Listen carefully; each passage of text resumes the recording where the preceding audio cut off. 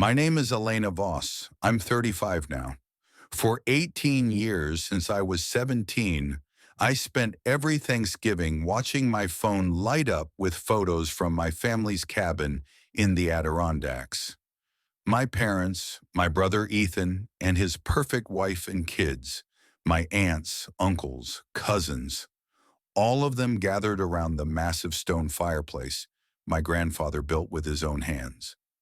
Matching plaid blankets, pumpkin pie, laughter that looked so effortless.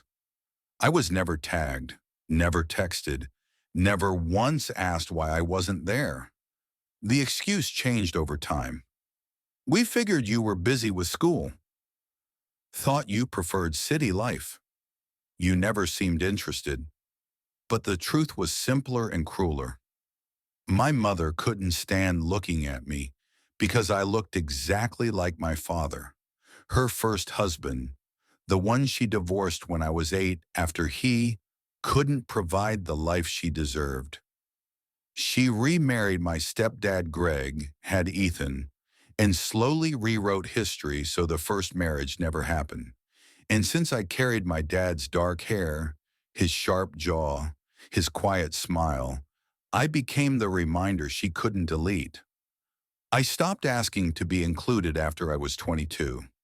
I showed up once unannounced. My mother opened the cabin door, saw me standing there with a duffel bag and hopeful eyes, and said, "Elena, this isn't a good time." Behind her, Ethan laughed at something on TV. No one else even looked up. I drove the 6 hours back to Albany that same night and never tried again. Then 2 years ago in March, my grandmother, my dad's mother, the only person who ever really saw me, passed away. I found out from an Instagram story posted by my cousin, a black and white photo of Gran with the caption, "Gone but never forgotten." No call, no text. I drove to the funeral in Lake Placid alone, sat in the last pew, and left before anyone could pretend to be surprised I was there. 6 weeks later, a lawyer named Margaret Hale called me. "Your grandmother left instructions that this remain confidential until the estate was settled. She wanted you to have time to process without interference." The cabin, the one my grandfather built, the one my mother had redecorated and claimed as the family legacy, was mine, valued at $1.8 million.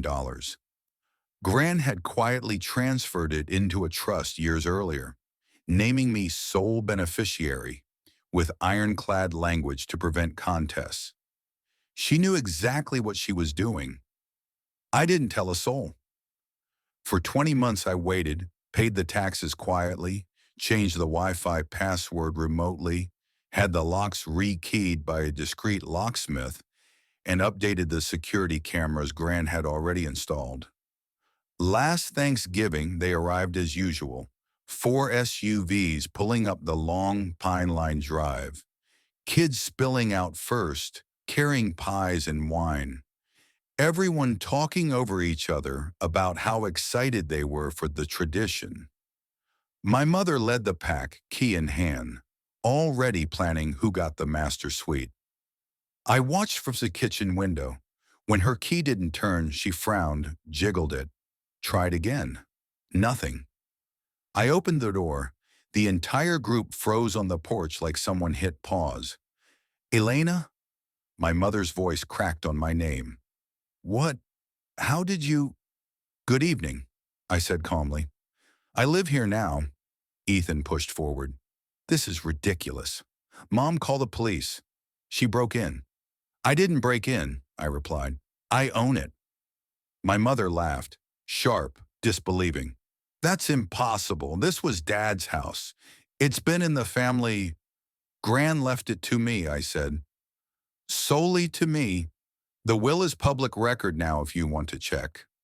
I handed her a folder I'd prepared. Certified copy of the will, deed in my name, recent tax receipts, locksmith invoice. She snatched it, scanned the pages, color draining from her face with every line. Greg stepped up. There has to be a mistake. Margaret would never. She did, I cut in. She wrote me a letter explaining why. Would you like to hear it? Silence. The wind rattled the pines. One of the kids started to cry. I read aloud from the note Gran had left sealed with the lawyer. Elena, my brave girl, if you're reading this at the cabin, it means you claimed what was always yours. Your mother spent decades trying to erase your father from her life, and in doing so, she erased you too. I watched it happen and I was too weak, too afraid of losing her, to stop it. That's my failure, not yours. This house was your father's dream before it was anyone's. He built it board by board. You deserve to walk its halls without apology. Fill it with people who choose you. Don't wait for permission anymore. I folded the paper. She knew everything. Every year I wasn't invited. Every excuse. She wanted me to have a place that was safe, a place that was mine. My mother's voice was barely a whisper. She was old, confused. She didn't mean. She was lucid until the end, I said. Her doctor signed an affidavit confirming it. The will is bulletproof. Ethan exploded. This is bullshit. You manipulated her. You waited until she was weak.